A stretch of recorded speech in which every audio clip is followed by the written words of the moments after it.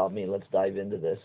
The end has come near. That's kind of how that phrase, the end of all things is at hand, interprets that. So if it was close to the end then, how close are we now? That's a great way to think about it. But it's really interesting because remember we talked about when we did the end times, Jesus was really frustrated because he goes, "Don't you guys get it? Don't you guys get it?" And who knows? I mean, if this is birth pangs, well, what comes after the birth pangs? And I don't know. But the fact of the matter is, it really sets us up. And interesting, these are commands for us while we're suffering.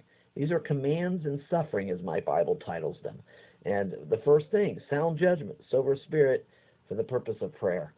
Have we not been getting reminded a lot about that, about sound judgment and a sober spirit and purpose of prayer? In other words, we need to not get so hung up in the rapidness of this rush, rush, rush, go, go, go world and be able to sit back and have times of prayer.